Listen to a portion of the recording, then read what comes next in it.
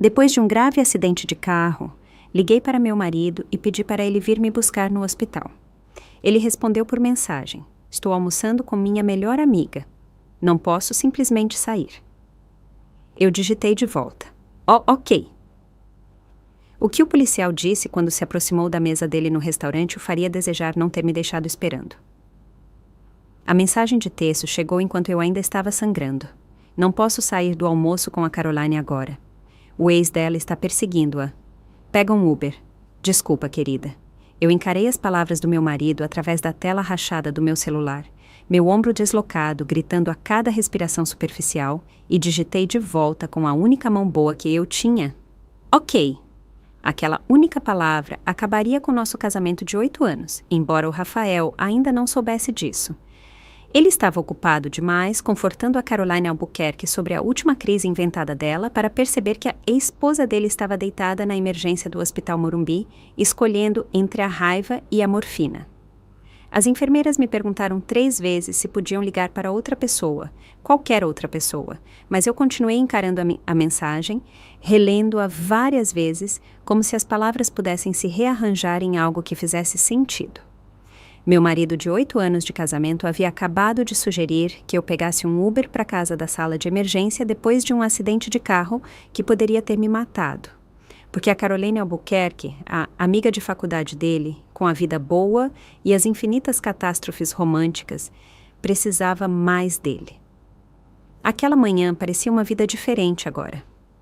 Eu tinha ficado na nossa cozinha às 6:30 da manhã, fazendo o café da manhã do Rafael exatamente como ele gostava. 2 ovos mexidos, 3 fatias de bacon crocantes o suficiente para quebrarem, pão integral com um sussurro de manteiga. 8 anos fazendo o mesmo café da manhã e eu podia fazer aquilo sem pensar. Minhas mãos sabiam os movimentos enquanto minha mente divagava sobre o jantar da conferência da farmácia que aconteceria naquela noite, onde eu receberia meu prêmio de serviço de 5 anos. O Rafael havia prometido ir, ou melhor, ele tinha dito que tentaria. A Caroline está tendo outra crise, ele anunciou durante o café da manhã, os olhos nunca saindo da tela do celular.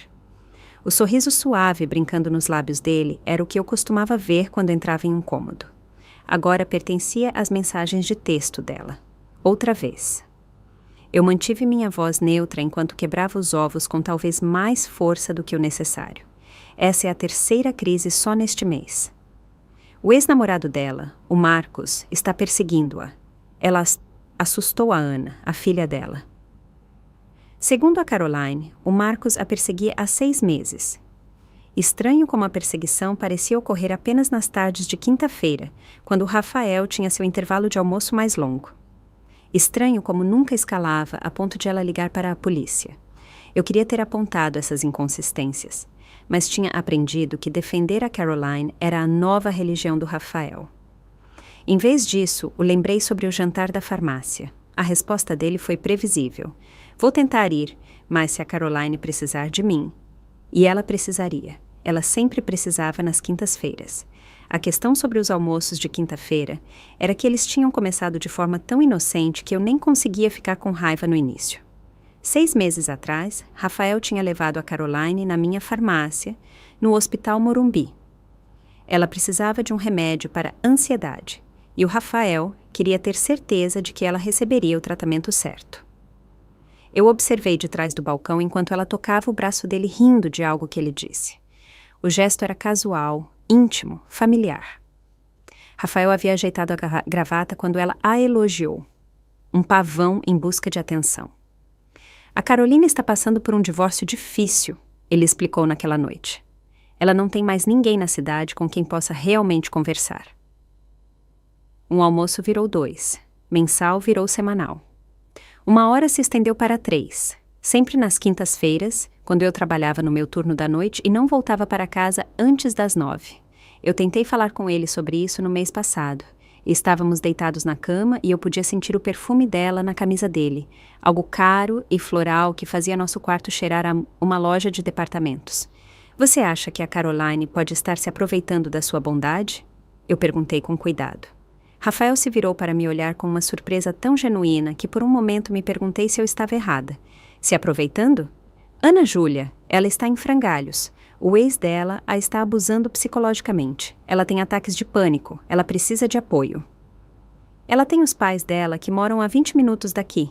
Ela tem um terapeuta. Ela tem outros amigos, eu disse. Mas ela confia em mim. Rafael havia respondido, como se aquilo explicasse tudo. Como se a confiança dela fosse mais importante que o nosso casamento. A senhora Teresa Gonçalves, a mãe do Rafael, me encurralou na nossa festa de casamento há 8 anos. Ela tinha bebido champanhe demais e suas palavras vieram com a franqueza da verdade que o álcool tende a revelar. Você é boa para ele, ela disse, não como um elogio, mas como uma avaliação. Rafael precisa de alguém prática, alguém que não o deixe se perder. Você o manterá com os pés no chão. Eu pensei que ela estava me dando as boas-vindas à família. Agora, eu entendi que ela estava me contratando para uma posição. Aguardiando Rafael, a prática que trabalhava 12 horas por turno, enquanto ele brincava na empresa de contabilidade do pai dele, tirando almoços de 3 horas sem consequências. Na manhã do acidente, eu observei o Rafael se arrumar para o trabalho com a atenção de alguém memorizando detalhes. Ele usava a gravata bordô que a Caroline havia elogiado na semana passada, aquela que eu havia dado a ele 2 natais atrás, e que tinha ficado no armário dele até que ela mencionou como a cor destacava os olhos dele. A colônia dele estava mais forte do que o normal. Ele aparou a barba com uma precisão incomum. Reunião importante hoje? Eu perguntei. Só quinta-feira, ele respondeu, e ambos sabíamos o que isso significava. Eu saí para o meu turno no hospital pensando em quando tínhamos parado de realmente nos enxergar. Quando eu me tornei apenas parte da mobília no meu próprio casamento. Quando o celular dele se tornou mais interessante do que as conversas com a esposa. As perguntas me seguiram através da minha rotina matinal na farmácia, durante o intervalo de almoço que eu comi sozinha na sala de descanso, durante a tarde que terminaria com meu carro amassado contra uma barreira de concreto e meu ombro forçado para fora do lugar. A ironia não me escapou que eu havia passado a manhã preenchendo as receitas para o remédio de ansiedade da Caroline. O mesmo remédio que ela precisou por 6 meses de crises de quinta-feira que nunca pareciam se resolver. O mesmo remédio que lhe dava uma razão para mandar mensagens de texto para meu marido em todos os horários com perguntas sobre efeitos colaterais e ajustes de dosagem. Agora, deitada na emergência com monitores apitando ao meu redor, pensei em todas as quintas-feiras à noite em que voltei para casa para encontrar o Rafael, já na cama, fingindo estar dormindo. As despesas do cartão de crédito no restaurante Ouro Verde que eram sempre um pouco altas demais para um almoço entre amigos. A maneira como ele começou a manter o celular virado para baixo durante o jantar. A policial Lúcia Santos apareceu ao meu lado novamente, a expressão cuidadosamente profissional. Senhora Figueiredo, tentamos ligar para seu marido mais 3 vezes. As ligações estão indo direto para a caixa postal agora. Ele tinha desligado o celular para não ser interrompido durante seu almoço com a Caroline. O reconhecimento desse fato se assentou sobre mim como um cobertor feito de chumbo. Rafael havia ativamente escolhido ficar incomunicável enquanto a esposa dele estava deitada na sala de emergência. Policial Santos, eu disse, minha voz surpreendentemente firme, apesar da medicação fazendo tudo parecer distante e embaçado. Eu sei exatamente onde meu marido está. No restaurante Ouro Verde, na Rua das Flores. Ele está na mesa de sempre, ao lado da janela, com a Caroline Albuquerque. Eu parei, sentindo o gosto de sangue de onde eu havia mordido o lábio. Você se importaria de entregar a mensagem pessoalmente? Estou preocupada que ele não entenda a seriedade disso. A policial Santos estudou meu rosto por um momento, e eu vi o entendimento clarear em sua expressão. Nós podemos certamente fazer isso, senhora Figueiredo. Ouro Verde, você disse. Toda quinta-feira, eu confirmei, sem falha. O relógio da farmácia mostrava 18 horas e 47 minutos quando a Maria, minha supervisora, me pegou na porta com o casaco já meio vestido. A expressão dela carregava aquela mistura particular de desespero e autoridade que significava que ela estava prestes a pedir algo que eu não queria dar. Ana Júlia, odeio pedir, mas o inventário de substâncias controladas está com 3 unidades a menos. A vigilância sanitária vem na segunda para uma inspeção. Eu realmente preciso de alguém que saiba o que está fazendo para me ajudar a resolver isso hoje à noite. Minha mão parou na maçaneta da porta. 3 unidades a menos significava pelo menos 2 horas de checagem em cada registro, cada assinatura, cada transferência. O jantar da conferência começava às 19h30 e a entrega do meu prêmio seria às 20 horas. Rafael já tinha deixado claro que a crise da Caroline era a prioridade. Mas talvez, se eu chegasse tarde com o prêmio na mão, isso significasse algo. Talvez ele olhasse para cima do celular e se lembrasse de com quem ele havia se casado. Sinto muito, Maria. Hoje é o jantar da conferência. Lembra da homenagem pelos 5 anos? O rosto da Maria mudou para entendimento e depois para outra coisa. Pena, talvez. Ela sabia sobre os almoços de quinta-feira do Rafael, como todos no hospital sabiam. Fofoca se espalha em instalações médicas mais rápido que qualquer vírus. Claro, vá pegar seu prêmio, querida. Você merece. A chuva tinha começado durante o meu turno. Uma batida suave contra as janelas do hospital, que tinha se transformado em um temporal quando eu cheguei no meu carro. Os limpadores de para-brisa rangiam contra o vidro. Borracha envelhecida além da sua utilidade, mas nunca ruim o suficiente para ser substituída. Outra coisa na lista de coisas que o Rafael disse que iríamos resolver juntos, mas nunca fizemos. Eu saí da garagem do hospital para ruas já alagando nas esquinas.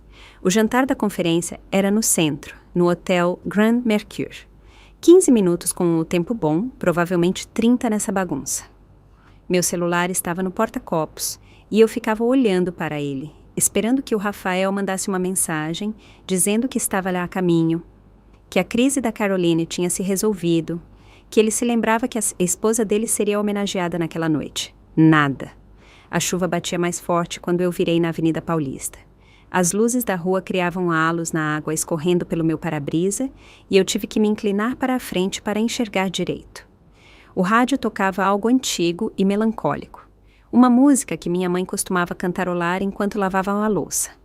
Eu pensei em ligar para o Rafael mais uma vez, mas qual seria a razão? Ele tinha deixado sua escolha clara no café da manhã. A Caroline precisava dele. A Caroline sempre precisava dele nas quintas-feiras.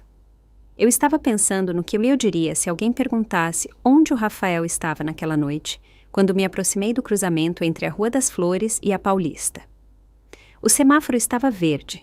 Tinha ficado verde por vários segundos, enquanto eu me aproximava a 25 km/h, cautelosa na chuva. Eu já estava entrando no cruzamento quando um movimento na minha visão periférica me chamou a atenção. Uma caminhonete levantada, uma daquelas coisas desnecessariamente enormes que universitários dirigem para se sentirem importantes, vindo pela Rua das Flores como se a chuva não existisse. O último pensamento coerente que tive foi que ele não ia parar. Aquele garoto em sua caminhonete enorme, provavelmente com 19 ou 20 anos, usando um boné de aba reta virado para trás, ia furar aquele sinal vermelho em velocidade máxima. O impacto dobrou a porta do meu carro contra minhas costelas. O som foi extraordinário, nada como nos filmes. Era úmido e agudo e final, metal se rendendo ao metal na chuva. Meu corpo se moveu em direções que não era para se mover. E, de repente, o volante estava em algum lugar perto da minha orelha direita e a porta estava tocando meu quadril esquerdo de uma maneira que fazia a geometria parar de fazer sentido. O tempo fez algo estranho, então. Tudo desacelerou e acelerou simultaneamente.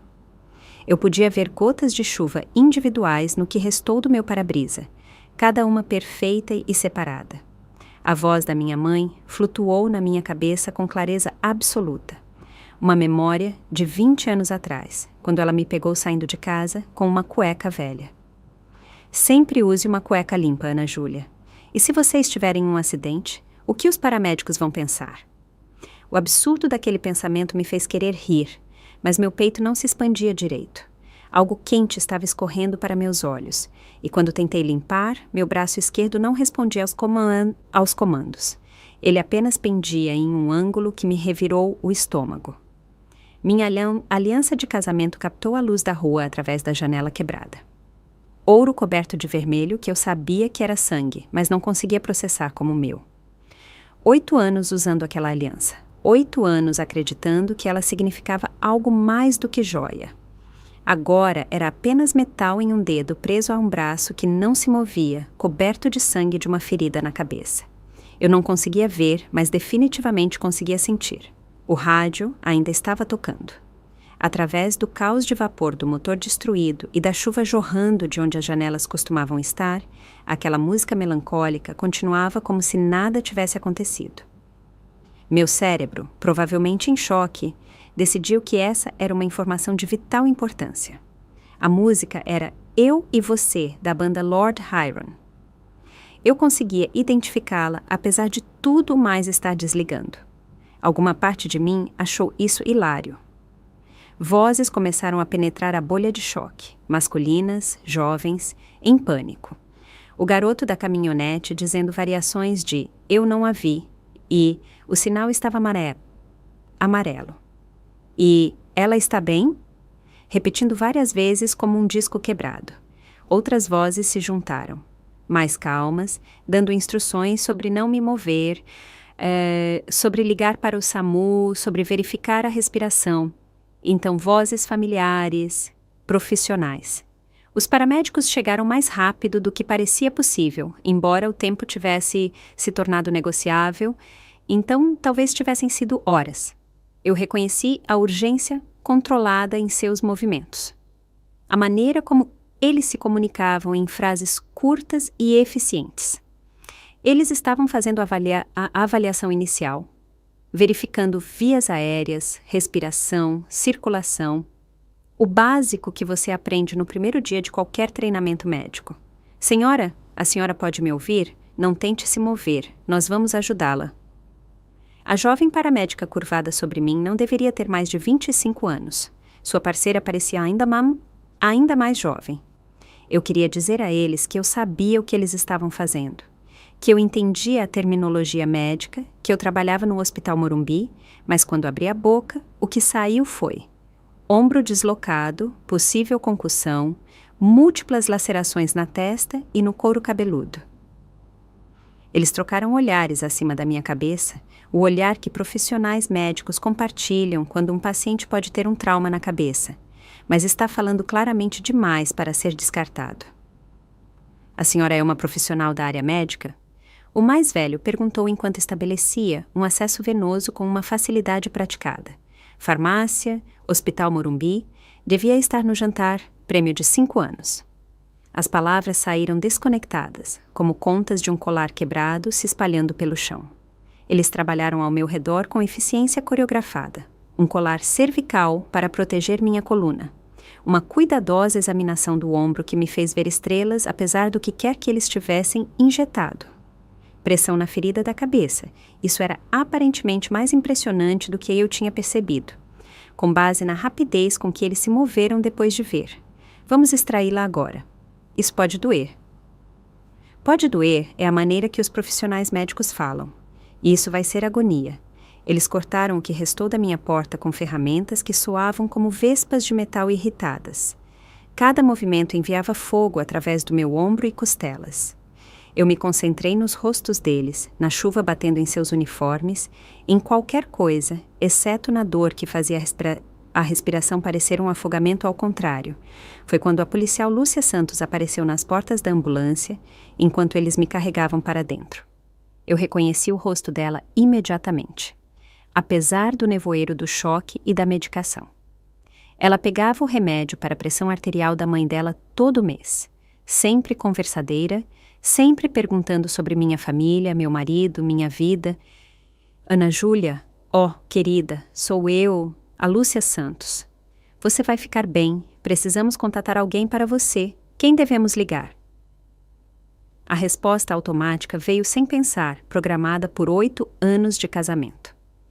Rafael Figueiredo, meu marido. Eu dei o número a ela enquanto uma parte do meu cérebro gritava que ele não atenderia.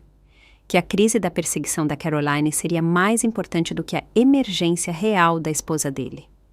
Que os almoços de quinta-feira eram sagrados, enquanto os acidentes de quinta-feira eram inconvenientes. As portas da ambulância se fecharam com um baque definitivo que pareceu me selar em um mundo completamente diferente. A viagem até O Hospital Morumbi levou 12 minutos, de acordo com o relógio digital acima da minha cabeça. Embora o tempo tivesse se tornado elástico e não confiável desde o momento em que aquela caminhonete tinha rearranjado meus planos de noite junto com minha estrutura esquelética. Os azulejos do teto da sala de emergência entraram em foco lentamente enquanto eles me transferiam da maca da ambulância para uma cama de hospital. Alguém tinha tentado torná-los alegres uma vez, pintando pequenas nuvens em alguns dos quadrados, mas anos de exposição à luz fluorescente os tinham amarelado em algo que parecia mais dentes velhos do que céu. Eu os contei enquanto o Dr. Marcos manipula meu ombro, as mãos dele profissionais e surpreendentemente gentis para alguém que parecia ter ficado acordado por 36 horas seguidas. Isso vai doer. Ele avisou, que era a maneira do Dr. Marcos dizer, prepare-se para a agonia. No 3, 1, 2, ele puxou no 2. O estalo de ranger do meu ombro deslizando de volta para o lugar enviou um relâmpago branco por todo o meu lado esquerdo. Estrelas explodiram na minha visão e por um momento eu estava em outro lugar completamente, lembrando do Rafael no mês passado, quando eu pedi a ele para abrir um pote de azeitonas. Você é mais forte do que finge ser, Ana Júlia. Ele tinha dito com aquele tom particular de leve aborrecimento que ele tinha aperfeiçoado ao longo de 8 anos. Você não precisa de mim para tudo. A ironia daquela memória bateu mais forte do que o analgésico que eles estavam empurrando pela minha veia, pois aqui eu estava com um ombro legitimamente deslocado, sem fingir nada, e o Rafael não estava em lugar nenhum. Eu me perguntei se ele acreditaria que isso era real, ou se ele pensaria que eu estava sendo dramática sobre isso também. A mesma forma que ele alegava que eu era dramática sobre a Caroline, monopolizando o tempo dele. Pronto, o Dr. Marcos disse, a satisfação evidente enquanto ele testava a mobilidade da articulação. Redução limpa. Você vai ficar dolorida por algumas semanas, mas sem danos permanentes. A enfermeira Patrícia apareceu ao meu lado, enquanto o Dr. Marcos passava para seu próximo paciente. A Patrícia trabalhava na emergência há 20 anos, e isso se mostrava na maneira cuidadosa como ela se comportava, como se tivesse aprendido a carregar os traumas de outras pessoas sem deixar que eles se infiltrassem em seus ossos. A expressão dela continha aquela combinação particular de simpatia e profissionalismo que sugeria que ela tinha notícias que eu não gostaria de ouvir. Querida, estamos tentando entrar em contato com seu marido, o contato que você deu a policial Santos. Ela segurou o celular do departamento mostrando o registro de chamadas. 3 tentativas, direto para a caixa postal todas as vezes. 3 ligações. 3 vezes o hospital tentou informar ao Rafael que a esposa dele estava na sala de emergência. Eu sabia exatamente onde ele estava. Podia imaginá-lo no ouro verde com o celular virado para baixo na toalha de mesa branca, dando a Caroline sua atenção total, enquanto ela detalhava qualquer crise fictícia que justificasse a ausência dele. Mas saber e aceitar eram coisas completamente diferentes. Deixe-me tentar, eu disse, alcançando meu celular com minha mão boa. A tela era uma teia de aranha de rachaduras do acidente, mas ainda funcionava. Meus dedos tremeram enquanto eu digitava, embora eu não soubesse se era por causa da medicação ou do medo de que eu já sabia como isso terminaria. Tive um acidente. Estou na emergência do Hospital Morumbi. Ombro deslocado, concussão. Você pode vir me buscar? A mensagem mostrou-se entregue imediatamente. Então aqueles 3 pontos apareceram e meu coração fez algo estúpido e esperançoso no meu peito. Ele estava digitando. Ele tinha visto. Talvez as ligações não tivessem passado direito. Talvez eles estivessem em uma reunião. Talvez ainda houvesse uma explicação razoável que não o envolvia escolhendo a Caroline em vez da esposa ferida. Os pontos desapareceram e reapareceram várias vezes como se ele estivesse escrevendo e apagando, tentando encontrar as palavras certas. Cada vez que eles sumiam, minha esperança diminuía um pouco mais, até que finalmente a resposta dele chegou com a suave vibração que uma vez me fez sorrir quando eu via o nome dele na minha tela. Não posso sair do almoço com a Caroline agora. O ex dela está perseguindo-a. Pega um Uber. Desculpa, querida. Eu li 3 vezes, certa de que estava entendendo mal alguma coisa. A concussão devia estar afetando minha compreensão de leitura. Certamente meu marido de 8 anos de casamento não havia acabado de sugerir que eu pegasse um Uber para a casa da sala de emergência. Certamente ele não tinha priorizado o drama recorrente de quinta-feira da Caroline em vez da emergência médica real da esposa dele. Mas lá estava, em preto e branco, ou melhor, no azul e cinza da nossa conversa de texto. 23 palavras que conseguiram capturar tudo de errado no nosso casamento em uma única mensagem. A indiferença casual, a priorização da crise inventada de outra pessoa, a sugestão de que eu cuidasse do meu próprio transporte de emergência, como se eu tivesse apenas pego um pneu furado em vez de quase morrido. Algo se quebrou dentro do meu peito enquanto eu encarava aquela mensagem. Não meu coração exatamente, embora isso estivesse certamente envolvido. Era maior do que isso, mais estrutural. A estrutura que tinha mantido minha vida unida por 8 anos. A crença básica de que quando realmente importasse, quando as coisas estivessem difíceis e tudo estivesse desmoronando, o Rafael me escolheria, nos escolheria, se lembraria dos votos que ele fez na frente de nossas famílias e amigos. A Patrícia ainda estava parada ali, observando meu rosto mudar enquanto eu processava a resposta do meu marido. Ela provavelmente tinha visto exatamente esse cenário se desenrolar centenas de vezes em diferentes variações. O cônjuge que não podia ser incomodado.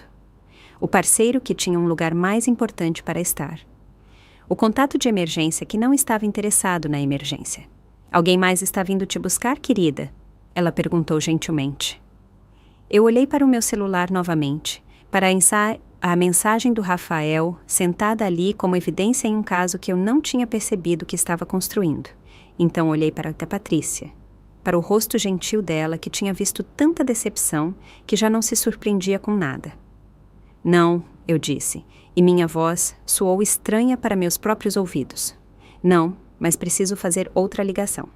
Eu rolei pela minha lista de contatos até encontrar o número da policial Santos, ainda salvo de quando ela me deu meses atrás, durante os assaltos à farmácia. Ela atendeu no segundo toque, a voz dela quente de preocupação. Ana Júlia, como você está, querida? Fiquei preocupada. Estou estável. Obrigada, Lúcia. Tenho um pedido em comum.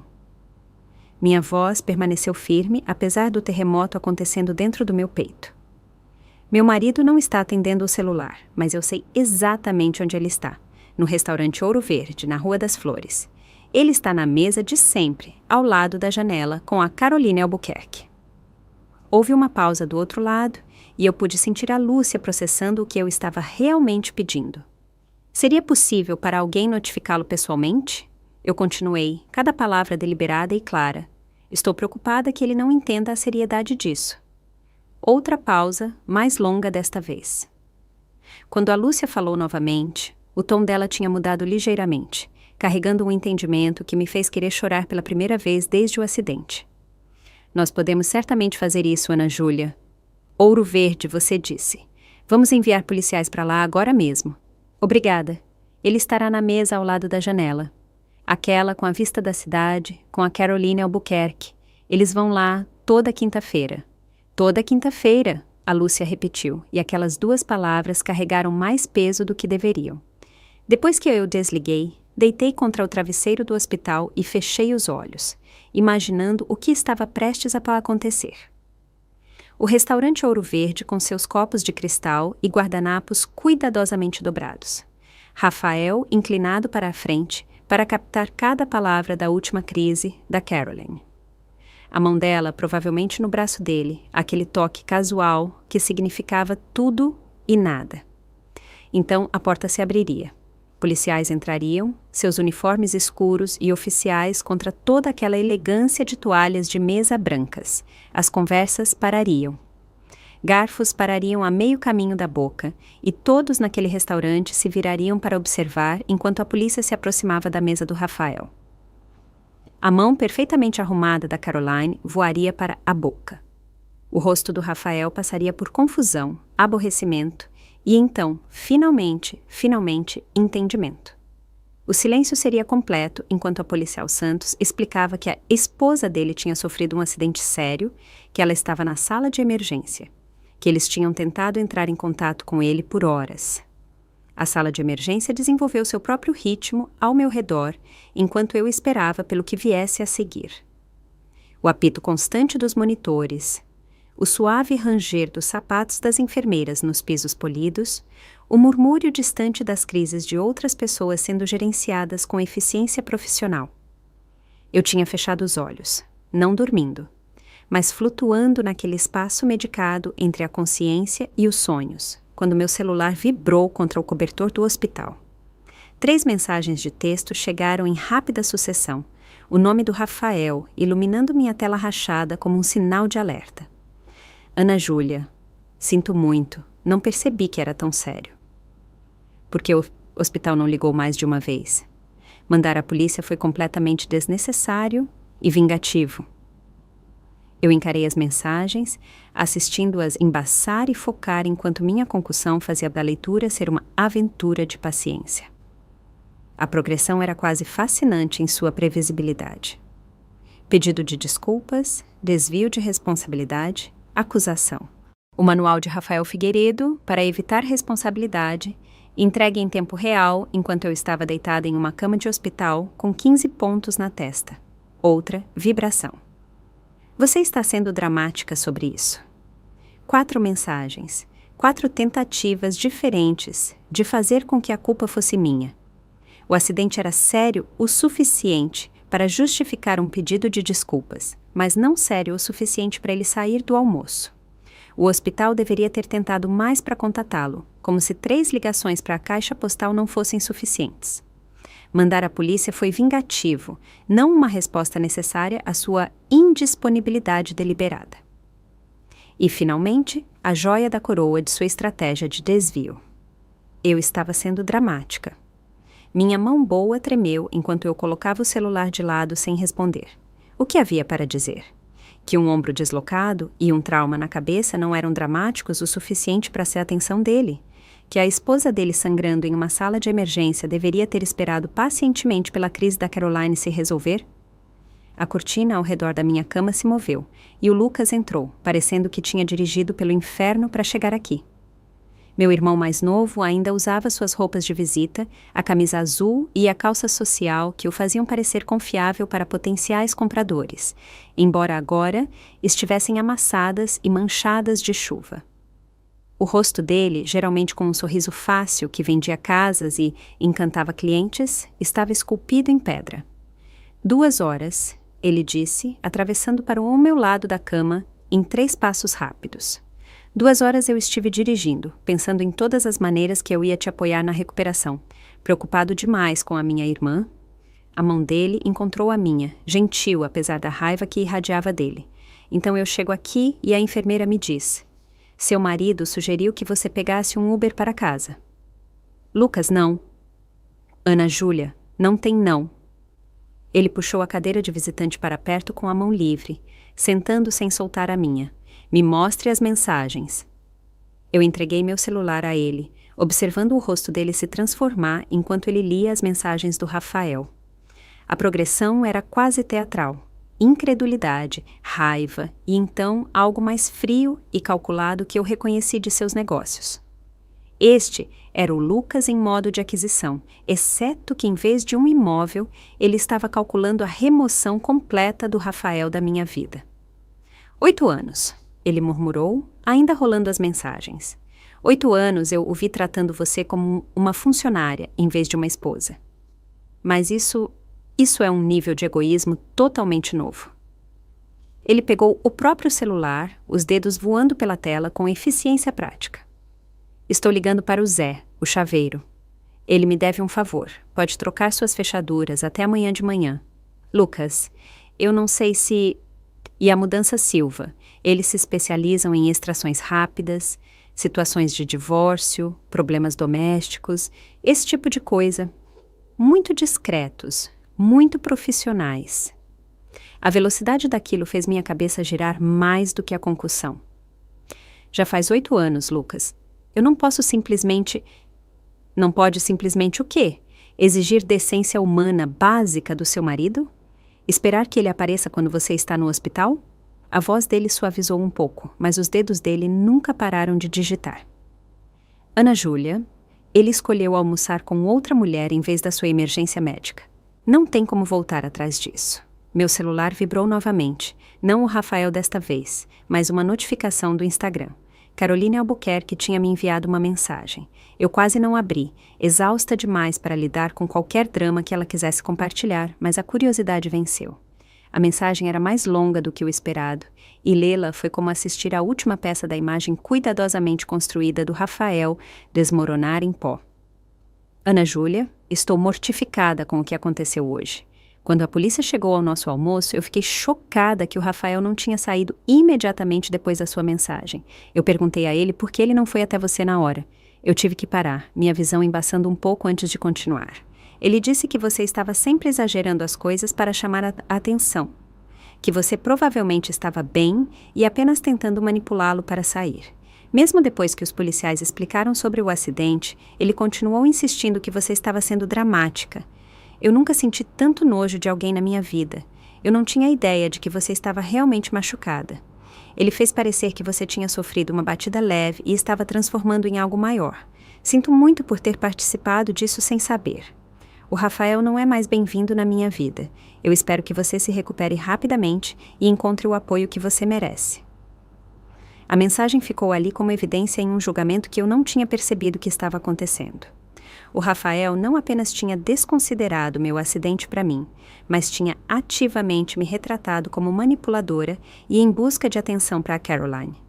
Mesmo quando policiais uniformizados explicaram que eu estava na sala de emergência com ferimentos significativos, ele manteve a farsa de que eu estava sendo dramática. Mande-me a captura de tela, o Lucas disse calmamente. O Zé pode estar lá às 8 da manhã, amanhã. A mudança Silva, ao meio-dia. O que você acha de uma notificação formal redigida pelo meu amigo advogado entregue por carta registrada? Eu olhei para meu irmão, este homem que tinha dirigido 2 horas sem hesitação quando eu precisei dele, que agora estava arquitetando a dissolução do meu casamento com a mesma precisão que ele usava para fechar negócios imobiliários. Ele não tinha dito uma única vez: eu te avisei. Embora ele tivesse me alertado sobre o Rafael anos atrás, gentilmente no início, e então mais insistentemente à medida que os padrões se tornavam óbvios. Ele vai dizer que estou exagerando, eu disse, embora as palavras soassem vazias mesmo enquanto eu as pronunciava. Deixa ele dizer. Enquanto ele estiver dizendo isso, os pertences dele estarão em caixas e as fechaduras estarão trocadas. Lucas apertou minha mão gentilmente. Ana Júlia, ele te mostrou exatamente quem ele é hoje. Quando você mais precisou dele, ele escolheu outra pessoa. Isso não é um marido. Isso é apenas um cara com quem você por acaso mora. Eu pensei no Rafael, no Ouro Verde. Como a rotina de quinta-feira dele tinha sido mais importante do que a emergência da esposa. Como ele tinha me caracterizado para a Caroline, pintando-me como histérica e manipuladora para justificar a ausência dele. Como mesmo agora, depois da notificação da polícia e da humilhação pública, ele ainda estava tentando fazer com que a culpa fosse minha. Ligue para o Zé, eu disse, minha voz firme apesar de tudo. 8 da manhã, amanhã. E a mudança Silva, ao meio-dia. Para ele ter tudo embalado e pronto. Meu irmão sorriu pela primeira vez desde que entrou, embora não fosse uma expressão feliz. Era o sorriso de alguém observando a justiça finalmente chegar, mesmo que ela viesse vestida em coração partido e roupas de hospital. Eu cuido de tudo, ele disse. E eu sabia que ele cuidaria.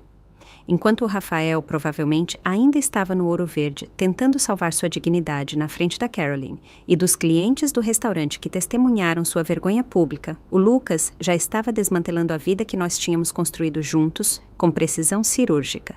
Meu celular vibrou mais uma vez. Rafael de novo. Precisamos conversar sobre isso como adultos.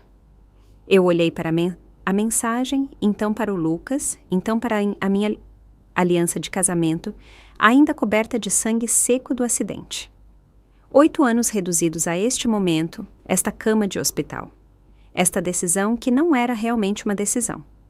O Rafael tinha feito uma escolha por nós dois quando ele digitou aquelas 23 palavras sugerindo que eu pegasse um Uber para casa. O Lucas me entregou uma xícara de café às 7h45 da manhã de sexta-feira, 15 minutos antes do Zé chegar. Meu ombro doía apesar da medicação, e me mover do quarto para o sofá tinha levado mais tempo do que deveria, mas eu precisava estar presente para isso. 8 anos de casamento não podiam ser desmantelados da cama. Você tem certeza de que quer ver isso? Lucas perguntou, embora ele já estivesse ajeitando travesseiros para apoiar meu ombro ferido. Eu preciso ver acontecer. Caso contrário, eu posso me convencer de que tudo foi um sonho. A campainha tocou exatamente às 8 horas. O Zé estava lá, com uma caixa de ferramentas que parecia ter visto 1000 fins de relacionamentos. Seu rosto envelhecido carregava a expressão de alguém que tinha aprendido a não fazer perguntas sobre por que as fechaduras precisavam ser trocadas em uma manhã de sexta-feira. Irmã do Lucas? Ele perguntou, já sabendo a resposta. Eu vou deixar tudo seguro em cerca de 1 hora. Novos fechos, novas maçanetas. Eu até vou trocar a fechadura da porta dos fundos que você provavelmente esqueceu que existia. Ele trabalhou com precisão metódica. O som de perfuração e metal em metal enchendo a casa. Na metade da instalação do segundo fecho, ele parou para beber um pouco de água. Sabe, eu vejo essa situação mais do que você imagina, ele disse, limpando a testa. O marido esquece que a esposa existe, até que as fechaduras mudam. Então, de repente, eles se lembram que são casados. Há mudanças. Silva chegou às 9h30, mais cedo do que o esperado. 3 pessoas em camisas azuis que se moviam pela casa com o tipo de eficiência que vinha da prática. A líder da equipe, uma mulher chamada Rosa, que não devia ter mais de 1,55 m, mas se portava como se pudesse levantar uma geladeira, me entregou uma lista de inventário. Nós vamos fotografar tudo antes de embalar, documentar qualquer dano existente. Tratar cada item com cuidado, independentemente de quem seja, profissional e neutra, essa é a nossa política. Eles começaram no quarto. Eu podia ouvi-los trabalhando enquanto eu sentava no sofá. Lucas ao meu lado, com seu laptop, redigindo e-mails e fazendo ligações com eficiência silenciosa. O som de fita sendo puxada dos rolos. O baque suave de itens sendo colocados em caixas. A pergunta ocasional sobre se algo era meu ou dele. O Rolex, a Rosa chamou, presente de aniversário de 3 anos atrás. Eu tinha economizado por 6 meses para comprar aquele relógio, trabalhando turnos extras durante a temporada de gripe. Rafael tinha usado 2 vezes. Os tacos de golfe, ela chamou, dele. Aqueles tinham custado mais do que eu tinha gasto com a manutenção do carro em 2 anos, justificados como equipamento de networking para relacionamentos com clientes que nunca se materializaram. A bola de beisebol autografada na caixa de exibição, ela chamou, dele. Um presente do pai dele, supostamente valioso, definitivamente nunca tocado. Cada item que eles embalaram parecia evidência em um caso que eu não tinha percebido que estava construindo. As coisas caras que eu tinha comprado para ele, tentando fazê-lo feliz, tentando ser a esposa que ele queria, os hobbies que ele tinha começado e abandonado, deixando equipamentos caros para acumular poeira, as roupas de grife que precisavam ser limpas a seco, ternos que custavam mais do que meu pagamento mensal da faculdade. A Sra. Zélia apareceu na porta por volta das 10h30, carregando uma tigela de sopa que cheirava a conforto e maternidade. Ela tinha 73 anos, morava no bairro há 40 e tinha opiniões sobre todos que ela geralmente guardava para si mesma. Eu vi o chaveiro, ela disse, colocando a sopa na minha mesa de centro. Já era hora, se você quer saber. Aquele homem nunca te mereceu, trabalhando em todos os horários enquanto ele... Ela parou, de repente muito interessada em ajeitar a tampa do recipiente de sopa.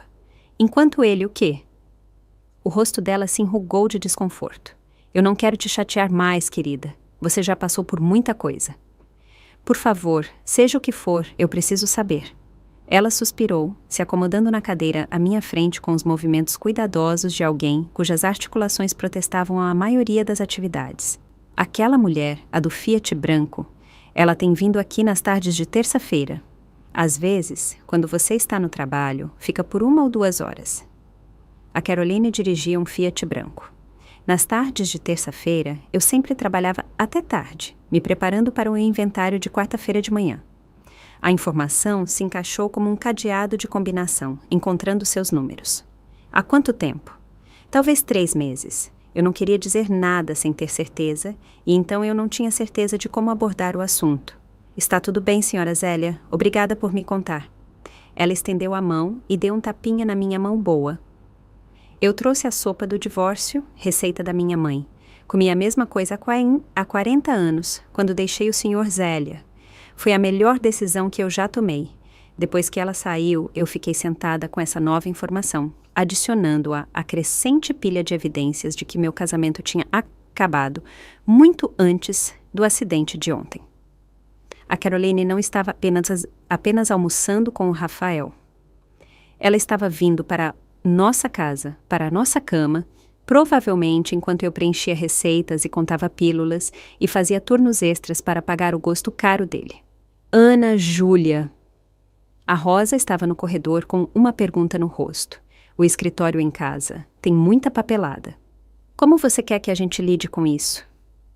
Eu me levantei, a mão do Lucas no meu braço, bom para me apoiar, e caminhei até o que tinha sido o escritório do Rafael. Os diplomas dele na parede, as certificações da empresa do pai dele, fotos dele em torneios de golfe e jantares de negócios. Tudo isso, uma imagem de sucesso cuidadosamente construída que eu tinha financiado por 8 anos. Embala em tudo, tudo que é dele. As fotos do casamento? Eu olhei para a nossa foto de casamento na mesa dele, nós dois sorrindo, sem saber que eu estava sendo contratada para uma posição em vez de entrar em uma parceria. Especialmente aquelas. O celular do Lucas tocou. O amigo advogado dele, pelo som da conversa. Eu podia ouvi-lo ditando os termos. Uma linguagem legal precisa que transformou meu desastre emocional em papelada. Término da coabitação, 48 horas para a retirada, sem contato direto, toda a comunicação através do representante designado. Ao meio-dia, nossa casa tinha sido transformada. 63 caixas alinhadas na entrada. Cada uma rotulada com o nome do Rafael e uma descrição geral do conteúdo. As paredes mostravam retângulos pálidos onde as fotos dele tinham pendurado. O armário parecia cavernoso com apenas as minhas roupas. O balcão do banheiro, de repente, tinha espaço para minhas coisas se espalharem, em vez de ficarem espremidas em um canto. Isso precisa da sua assinatura, o Lucas disse, apresentando a notificação formal que o amigo advogado dele tinha redigido. Era linda em sua simplicidade. Nenhuma emoção, nenhuma acusação, apenas fatos. Os pertences do Rafael estavam embalados. Ele tinha 48 horas para coletá-los. As fechaduras tinham sido trocadas. Qualquer tentativa de contato direto seria considerada assédio. Eu assinei com minha mão boa. A caneta desajeitada, mas administrável. Parecia assinar a alta de um paciente que tinha ocupado uma cama por tempo demais, impedindo que alguém que realmente precisava de cuidados recebesse ajuda. Eu vou enviar isso por carta registrada, o Lucas disse. Ele vai receber hoje. Ele vai dizer que estou exagerando, que estou sendo dramática. Deixa ele dizer para as caixas. A Rosa se aproximou com a folha de inventário final dela. 63 caixas no total. Tudo fotografado e documentado. Nós podemos armazená-las se não forem retiradas dentro do prazo especificado. 63 caixas. 8 anos da presença do Rafael na minha vida, reduzidos a um número no formulário de uma empresa de mudanças. Parecia tanto demais quanto não o suficiente para mostrar por quase uma década de casamento. Obrigada, eu disse a Rosa, falando sério. Ela tinha cuidado das coisas dele com mais cuidado do que ele tinha demonstrado pela minha emergência. Querida, é isso que a gente faz, ela disse, sua máscara profissional escorregando um pouco. E entre você e eu, aqueles que priorizam encontros de almoço em vez de visitas ao hospital? Eles geralmente acabam percebendo o que perderam cerca de 3 meses tarde demais. O alerta da câmera da campainha chegou às 14h47 da tarde de sábado. O Lucas estava na cozinha fazendo sanduíches, insistindo que eu precisava comer algo além da sopa do divórcio da senhora Zélia, quando meu celular vibrou com a notificação de detecção de movimento. Eu quase não olhei, pensando que poderia ser um entregador ou alguém dando a volta na entrada, mas algo me fez abrir o aplicativo. Rafael estava na porta parecendo que alguém tinha removido as baterias dele. Seu cabelo geralmente perfeito estava espetado em ângulos estranhos. A camisa de trabalho de ontem, amassada e para fora de um lado. Atrás dele, a senhora Teresa Gonçalves emergiu de seu Mercedes preto, usando óculos escuros apesar do céu nublado. A boca dela em uma linha tão apertada que poderia ter sido desenhada com uma régua. Eles estão aqui, eu disse ao Lucas, que imediatamente abandonou os sanduíches para ficar atrás de mim, observando a pequena tela por cima do meu ombro. Rafael levantou a mão em direção à campainha e então a deixou cair. Ele se virou para olhar para a mãe, que já estava se aproximando com o passo determinado de alguém lidando com uma tarefa desagradável, mas necessária. Através do áudio da câmera, eu pude ouvir a conversa deles. É só tocar, Rafael. Ela trocou as fechaduras. Ela não vai atender. Então a gente usa o interfone. Fique em pé. Você parece patético. Teresa apertou a campainha com um dedo bem cuidado, o som ecoando pela minha casa como um martelo de juiz. Eu não saí do sofá.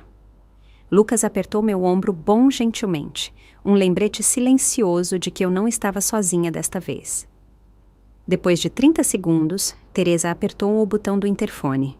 A voz dela ecoou pelo alto-falante, com o mesmo tom que ela usava nos jantares de família, quando pedia à empregada para limpar a mesa. Ana Júlia, aqui é a Teresa Gonçalves. Estamos aqui para coletar os pertences do Rafael, conforme especificado em sua notificação. Por favor, confirme se os itens estão prontos para a remoção. Não houve. Como você está se sentindo depois do seu acidente? Não houve? Sinto muito que isso tenha acontecido. Apenas negócios, o que era honestamente mais sincero do que ela tinha sido em 8 anos, fingindo que eu era boa o suficiente para o filho dela. Lucas se estendeu e apertou o botão de resposta. Senhora Gonçalves, aqui é o Lucas, o irmão da Ana Júlia. As caixas estão na entrada. A porta será destrancada remotamente. Por favor, completem a remoção em 30 minutos. Houve uma pausa antes que Teresa respondesse. A voz dela ainda mais fria. Entendido. Lucas apertou o destrancamento remoto. E eu assisti pela câmera, enquanto o Rafael empurrava a porta que ele costumava abrir sem pensar. Ele parou logo na soleira, encarando a parede de caixas como se estivessem escritas em um idioma estrangeiro. A boca dele se moveu, mas a câmera não captou o que ele disse. Teresa passou por ele, inspecionando os itens embalados, com a eficiência de alguém conduzindo um inventário. Comece a carregar, ela instruiu o Rafael, que ainda não tinha se movido. Quanto mais cedo terminarmos isso, melhor. Rafael pegou a primeira caixa, rotulada de materiais de escritório, e eu assisti o rosto dele mudar enquanto ele percebia o que estava acontecendo. Isso não era um gesto dramático do qual ele poderia se safar conversando. Isso era real, final, embalado e rotulado com o tipo de precisão que não deixava espaço para negociação. Ele carregou a caixa para um Mercedes, andando como alguém debaixo d'água. Teresa supervisionava da porta, ocasionalmente o direcionando para ter cuidado com certas caixas, tratando todo o processo como uma transação de negócios que ela precisava supervisionar, mas não queria sujar as mãos. Na terceira viagem, Rafael parou em uma caixa rotulada fotos de casamento e ficou lá por 1 minuto inteiro apenas encarando a etiqueta. Os ombros dele caíram de uma maneira que eu nunca tinha visto antes, como se alguém tivesse tirado o ar dele. A voz afiada da Teresa cortou qualquer momento que ele estivesse tendo. Rafael, não temos o dia todo. A Caroline tem ligado para você repetidamente. Caroline. Mesmo agora, mesmo durante isso, ela ainda era a prioridade. Rafael pegou a caixa e continuou sua jornada mecânica até o carro. Eu me peguei, estudando-o pela câmera. Este homem com quem eu passei 8 anos, e percebi que estava olhando para um estranho. Sem sua confiança, sua imagem cuidadosamente mantida, sua certeza de que o mundo sempre se curvaria para acomodá-lo, ele parecia vazio, mas jovem de alguma forma, como uma criança forçada a limpar uma bagunça que ela tinha feito, mas não entendia. Itens de cozinha caros. Rafael leu de uma caixa, a erguendo com cuidado. As panelas de cobre que ele tinha insistido que precisávamos, embora ele nunca tivesse cozinhado uma única refeição. A máquina de café expresso que custou R$2.000 e fazia café que tinha o gosto idêntico à nossa máquina antiga. o fatiador Mandoline ainda em sua embalagem original. Teresa permaneceu em seu posto perto da porta, ocasionalmente checando o celular, provavelmente calculando como essa vergonha afetaria seu status social. Ela teria que explicar ao seu clube do livro por que a nora dela não estava mais nas funções de família. Teria que encontrar uma nova narrativa para o súbito status de solteiro do Rafael que não o envolvesse abandonando sua esposa ferida por um almoço. Caixa por caixa, Rafael esvaziou a entrada. As roupas de grife dele, seu equipamento de exercício que ele usou 2 vezes, sua coleção de relógios, seus troféus de golfe de torneios da empresa. Cada viagem ao carro parecia tirar algo dele, seus passos ficando mais pesados, o rosto dele ficando mais esgotado. Na que deve ter sido sua 15ª viagem, ele parou em uma pequena caixa rotulada Pessoais Diversos e a abriu ali mesmo na entrada. Eu podia vê-lo tirar algo pequeno. Seu anel de formatura da faculdade, talvez, ou as abotoaduras que o avô dele tinha deixado. Ele ficou ali segurando o que quer que fosse, de costas para a câmera, os ombros tremendo ligeiramente. Rafael. A voz da Teresa era afiada o suficiente para cortar vidro. Esta não é a hora nem o lugar para dramaticidade. Dramaticidade. A mesma palavra que ele tinha usado sobre meu acidente. Deve ter sido um favorito da família, tirado sempre que as emoções ameaçavam tornar as coisas inconvenientes. Ele fechou a caixa e a carregou para fora. Mas quando ele voltou para a próxima carga, os olhos dele estavam vermelhos. Se por causa de lágrimas ou falta de sono, eu não conseguia dizer, e descobri que não me importava muito. Todo o processo levou 22 minutos. 8 anos de acumulação.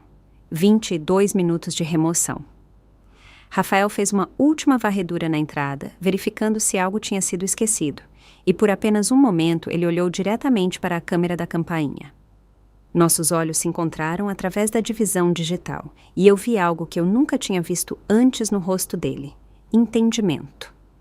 Não arrependimento exatamente, não um pedido de desculpas, mas um reconhecimento do que ele tinha jogado fora por um almoço de quinta-feira. Teresa apareceu ao lado dele. Isso é tudo? É, Rafael disse, a voz dele mal audível através do alto-falante. Isso é tudo. Teresa se estendeu para o interfone uma última vez.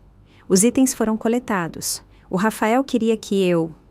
Ela parou e pela primeira vez sua compostura se rachou um pouco. Ele queria que eu te dissesse que ele deixou a chave de casa dele no balcão da cozinha na semana passada.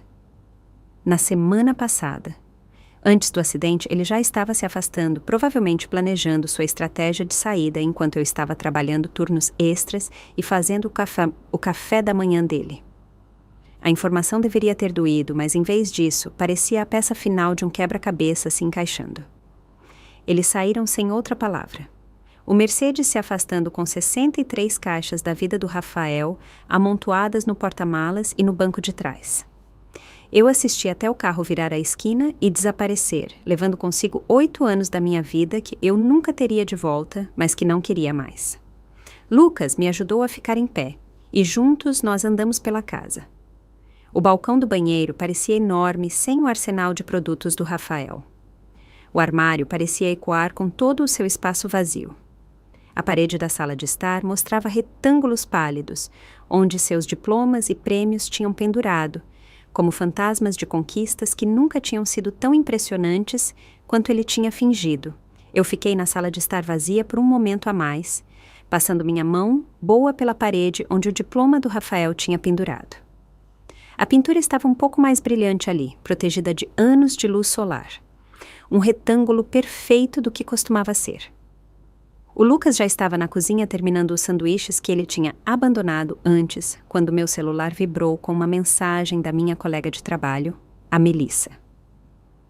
2 semanas tinham se passado desde que as caixas saíram no Mercedes da Teresa. 2 semanas de aprendizado para existir em espaços que pareciam grandes demais, quietos demais, meus demais. Meu ombro estava sarando, os pontos tinham saído, e eu tinha voltado a trabalhar em meio período contra os protestos do Lucas, de que eu precisava de mais descanso. Você não vai adivinhar quem eu vi ontem à noite? A mensagem da Melissa dizia, seu ex no bar do Zé, lá no centro, completamente bêbado, contando para todo mundo que você exagerou em uma batidinha de carro. Disse que a Caroline estava tendo uma crise de saúde mental e precisava mais dele. O barman finalmente o cortou quando ele começou a chorar no uísque. Eu li a mensagem 2 vezes, imaginando o Rafael no bar do Zé.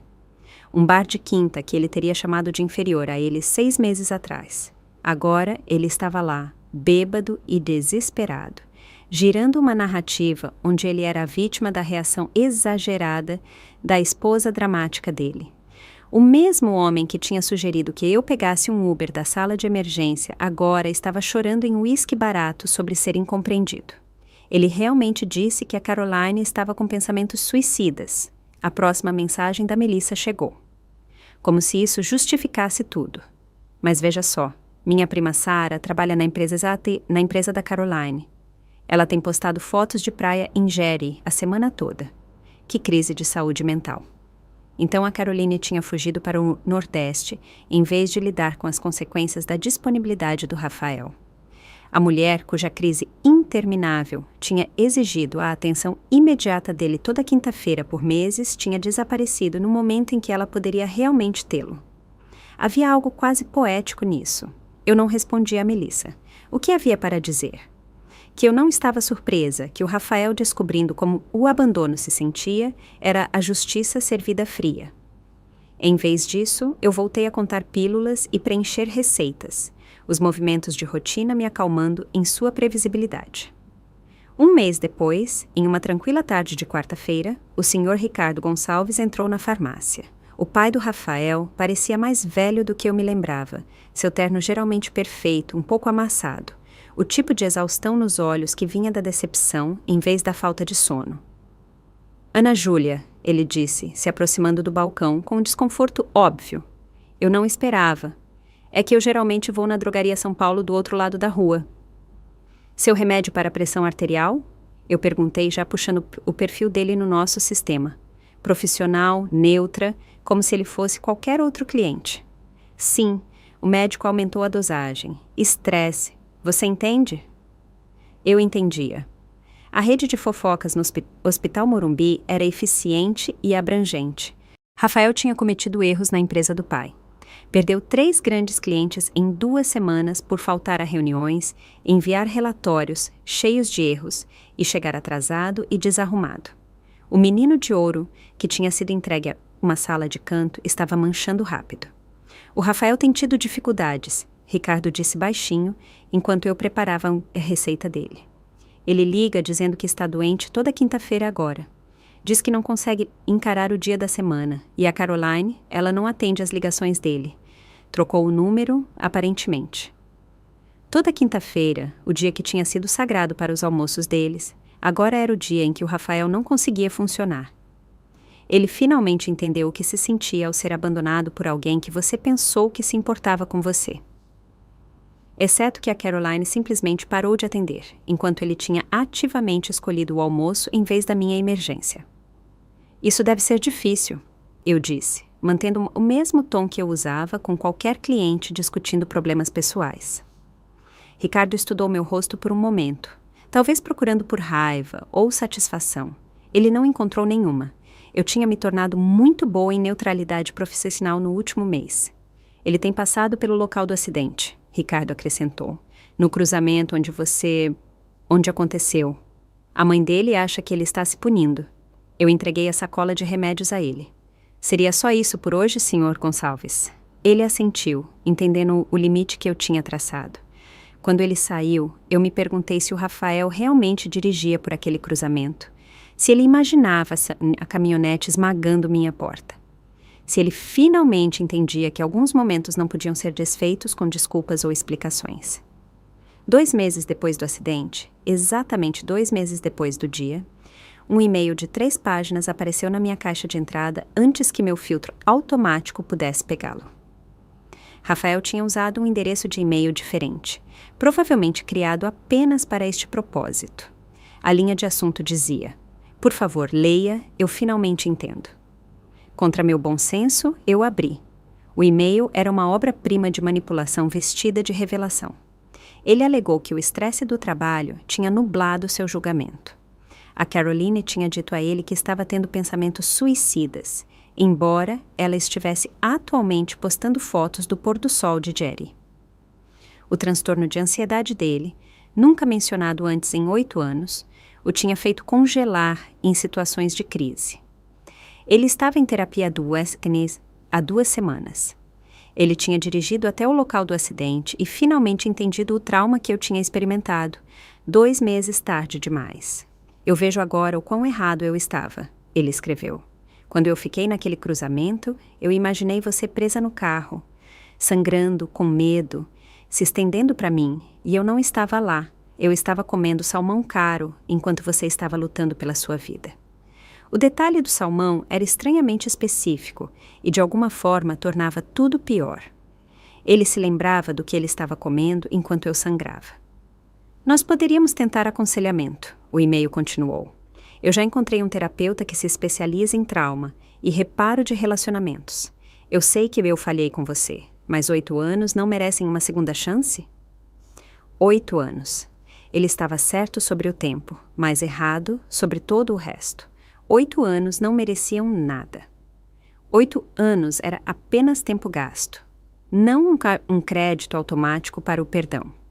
Eu li o e-mail uma vez e então configurei um filtro automático para o novo endereço dele também. Qualquer e-mail contendo Rafael ou Gonçalves iria direto para a lixeira. Nenhuma notificação, nenhuma tentação de ler, apenas silêncio digital. Lucas ligou naquela tarde enquanto eu estava no meu intervalo de almoço. A voz dele carregando uma diversão mal suprimida. Você não vai acreditar no que aconteceu hoje. O Rafael apareceu no seu escritório. Apareceu é um eufemismo. Ele estava esperando no estacionamento às 7 da manhã, parecendo que tinha dormido no carro, me implorando para conversar com você, dizendo que ele tinha cometido o maior erro da vida dele. Eu podia imaginar perfeitamente. Rafael, que sempre foi tão preocupado com as aparências, agora desesperado o suficiente para emboscar meu irmão em um estacionamento como algo de um filme ruim. A segurança teve que escoltá-lo para fora, eu acho, depois que ele começou a gritar sobre amor verdadeiro e segundas chances. O escritório inteiro assistiu pelas janelas. Minha secretária filmou. Ele ficava dizendo, ela é minha esposa, eu a amo, Tiny várias vezes, como se dizer isso o suficiente tornaria verdade retroativamente. Ele nunca disse isso quando importava, eu disse. Não, Lucas concordou. Ele estava ocupado demais no almoço para dizer isso quando importava. A imagem do Rafael, sendo escoltado para fora do prédio do Lucas enquanto proclamava seu amor, era tanto patética quanto estranhamente satisfatória. Não porque eu queria que ele sofresse, mas porque ele estava finalmente experimentando as consequências. Por 8 anos, as escolhas dele tinham sido amortecidas pela minha complacência. Agora ele estava aprendendo como a vida se sentia sem aquela rede de segurança. Ana Júlia, você está radiante, a Melissa disse, segurando uma taça de champanhe cheia de espumante de supermercado, que tinha um gosto melhor do que qualquer safra cara que o Rafael alguma vez insistiu que precisávamos. Sério? Você parece 10 anos mais jovem. 6 meses tinham transformado mais do que apenas meu espaço de vida. A festa de jantar se espalhou pela minha casa. Colegas da farmácia, 2 vizinhos, incluindo a senhora Zélia, minhas amigas do Clube do Livro, que o Rafael tinha chamado de intelectualmente medíocres, e o Lucas, é claro, gerenciando a cozinha com a confiança de alguém que realmente gostava de cozinhar. Eu tinha servido o jantar em pratos que eu encontrei em 3 bazares diferentes no mês passado. Nenhum deles combinava, mas de alguma forma eles pareciam perfeitos juntos. Um azul com pequenas flores, um amarelo com padrões geométricos, um branco simples com uma pequena lasca que lhe dava personalidade. O Rafael teria ficado mortificado. Eu os achava adoráveis.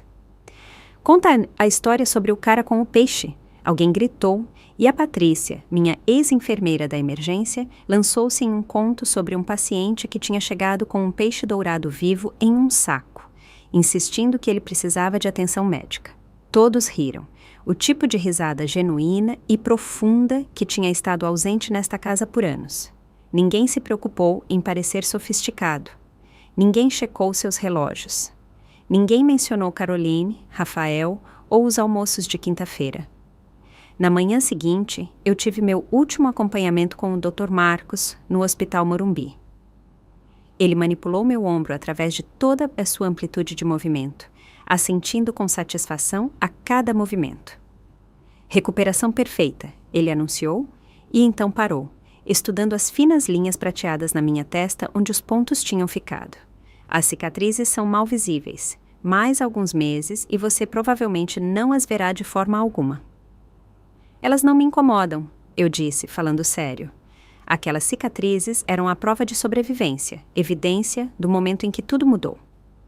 Dr. Marcos se recostou, a expressão dele mudando de profissional para pessoal.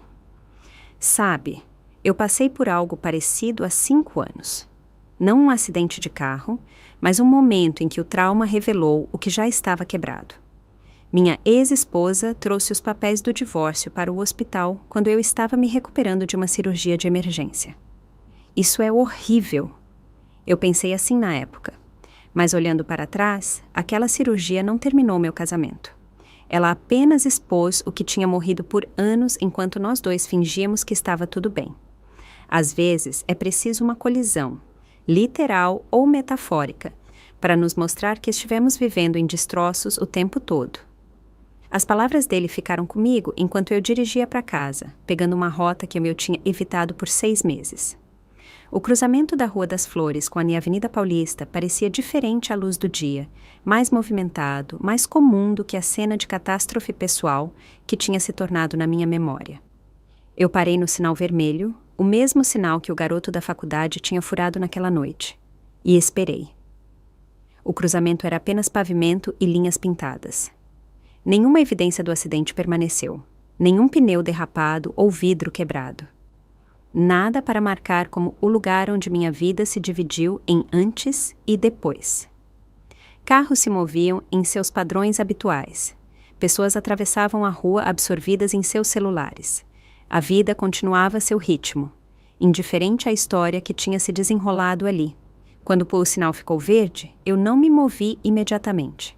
Em vez disso, eu pensei naquele garoto na caminhonete levantada, provavelmente com 19 ou 20 anos, que mudou tudo ao furar este sinal. Eu tinha aprendido com o relatório da polícia que ele estava sóbrio, apenas jovem e estúpido, e correndo para encontrar amigos. O seguro dele tinha coberto tudo. Ele tinha enviado uma carta através de seu advogado, se desculpando profusamente, dizendo que teria pesadelos sobre isso para sempre. Eu queria ter escrito de volta para dizer a ele que sua imprudência acidentalmente me salvou, que sua incapacidade de parar em um sinal vermelho me forçou a parar de aceitar menos do que eu merecia, que às vezes a destruição era a única maneira de criar espaço para algo melhor. Mas como você agradece a alguém por quase te matar? Como você explica que o pior momento dele se tornou a sua libertação? O carro atrás de mim buzinou gentilmente, me puxando de volta para o presente. Eu dirigia através do cruzamento me sentindo mais leve de alguma forma, como se eu tivesse deixado algo pesado para trás naquela esquina. A tarde de quinta-feira chegou sem alarde. Eu tinha trabalhado meu turno habitual, voltado para minha casa tranquila, trocado para roupas confortáveis que o Rafael teria chamado de desleixadas. Nenhum jantar elaborado para preparar. Nenhuma contagem do relógio para ter certeza de que tudo estava pronto quando ele entrasse pela porta depois de seu almoço prolongado. Apenas eu, uma xícara de chá e um livro que eu tinha comprado porque a capa ele era bonita e o resumo parecia interessante. O livro era um romance de mistério, do tipo que o Rafael tinha descartado como ficção comercial para pessoas que não leem de verdade. Eu estava completamente absorvida no capítulo 12 quando meu celular vibrou. O nome do Lucas apareceu na tela. Só checando, você está bem? Eu olhei ao redor da minha casa, para os pratos que não combinavam secando na pia, para as almofadas que eu tinha escolhido porque eram macias em vez de elegantes, para as paredes agora decoradas com fotos que me faziam sorrir em vez de impressionar os visitantes. O sol da tarde entrava pelas janelas não mais cobertas pelas persianas caras que o Rafael tinha insistido que precisávamos, substituídas por cortinas simples que eu mesma costurei no mês passado. Sabe de uma coisa? Eu digitei de volta. Sinceramente, sim. Bom, quer jantar no domingo? Aquele novo lugar de pizzas abriu perto de você. Parece perfeito. Eu coloquei o celular de lado e voltei para o meu livro, dobrando minhas pernas debaixo de mim no sofá que agora era inteiramente meu para me esparramar. Lá fora, eu podia ouvir crianças brincando na rua, as risadas delas ecoando pela janela aberta. A senhora Zélia provavelmente estava no jardim dela, cantando as canções chinesas que ela ensinava aos netos. Sons normais do bairro que sempre estiveram lá, mas eu tinha estado ocupada demais gerenciando os humores do Rafael para notar. A tarde de quinta-feira se estendeu à minha frente, vazia de obrigações ou ansiedade. Sem me perguntar quando o Rafael voltaria para casa. Sem preparar explicações para por que o jantar era simples, ou porque eu estava cansada, ou porque eu não tinha organizado as roupas dele para a lavanderia, sem checar meu celular para ver se a crise da Caroline prolongaria a ausência dele. Apenas paz conquistada através da dor, mas que valeu a pena cada momento da jornada que me trouxe aqui. Eu pensei no Rafael, ocasionalmente. Da maneira que você pensa em um filme que uma vez assistiu, mas não consegue se lembrar bem do final. Ele existia agora no tempo passado. Um personagem de uma história diferente, uma que eu tinha fechado e guardado na prateleira e não tinha interesse em reler. A raiva tinha se dissipado meses atrás, substituída por algo que não era bem indiferença, mas também não era perdão. Era simplesmente algo feito, terminado. Um capítulo que terminou quando aquela caminhonete rearranjou mais do que apenas metal e vidro. Meu ombro mal doía mais. Apenas uma rigidez ocasional quando o tempo mudava. As cicatrizes na minha testa tinham desaparecido para linhas finas que pareciam marcas de preocupação. Evidência de uma vida vivida em vez de um trauma sobrevivido. Tudo tinha curado, ossos, pele e, finalmente, as partes de mim que eu não tinha percebido que estavam quebradas até que elas começaram a se consertar. Eu virei a página do meu livro, me ajeitando mais profundamente no sofá, e sorri para nada em particular. Era tarde de quinta-feira. Eu estava sozinha e eu estava feliz, genuinamente, completamente, pacificamente feliz.